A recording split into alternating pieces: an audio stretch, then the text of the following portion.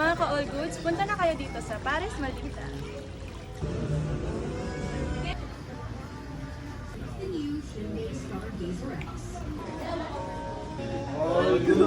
Alam nyo ba mga ka-all goods, napadayo nga kami dito sa number 5 East Drive Street, Marikina Heights, Marikina City, para tikman ang bagong pumapatok dito na parisan. Napag-alaman ko din, bukod sa Paris, nagsiserve daw sila dito ng espesyal na dinakdakan. At dito yan matatagpuan, sa Paris Maldita, na kung saan nga daw, anli ang dabog.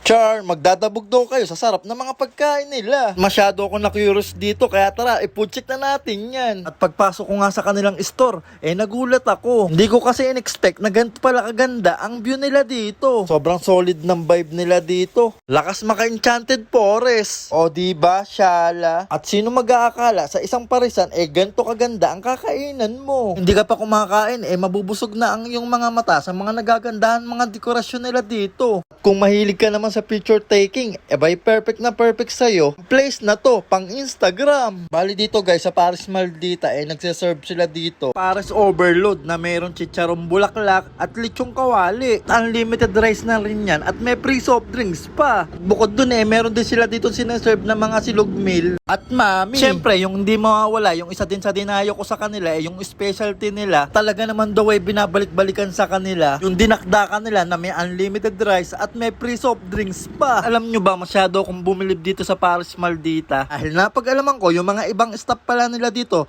na mga nagsiserve, yung mga kapatid nating mga dep. Diba nakaka-inspired at nakaka-proud? Sa kabila ng mahirap na sitwasyon nila sa buhay, nagagawa pa rin nilang magsumikap at magpatuloy sa laban ng buhay. Maging positibo lang araw-araw. Kaya saludo po ako sa inyo, Paris Maldita. Salamat po sa kabutihang loob nyo sa mga kapatid nating mga dep. Ito naman yung kanilang mga menu na sobrang budget friendly lang. At yan, kasama ko si Boss Try. All goods daw at sobrang solid daw ng spot nila dito.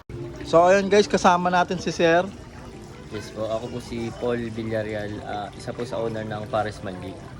Sir, tanong ko lang po, kailan po nag-start tong Paris Maldita nyo? Nag-start po to noong July 7. Bago pa lang po kami. Sir, bakit Paris Maldita po yung pangalan? Ayun po yung isa po sa owner nito na pag-usapan po namin na gawin na pong Paris Maldita kasi Maldita daw po siya. Sir, ano po ba yung mga bestseller nyo na ino-offer nyo dito? Bukod po sa Paris Overload, meron po tayong mga silog at ang bestseller po natin is dinakdakan. 99 lang po, only rice at may kasama na pong soft drinks.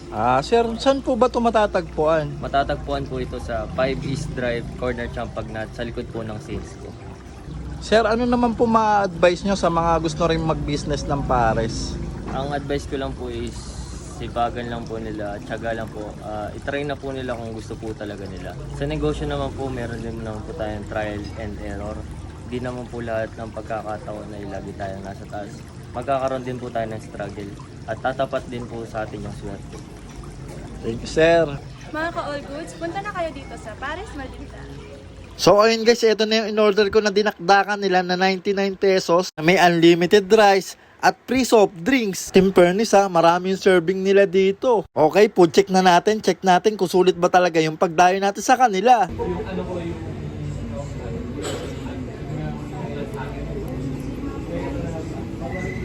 Wow, masarap nga siya at malasa. Para sa 99 pesos, abay sulit na. Perfecto pang ulam at pang pulutan. Sobrang goods, quality. Okay, next naman natin itong top silog nila na 70 pesos. Tingnan nyo naman yung serving nila dito, grabe. Sobrang generous. Okay, food check na natin yan.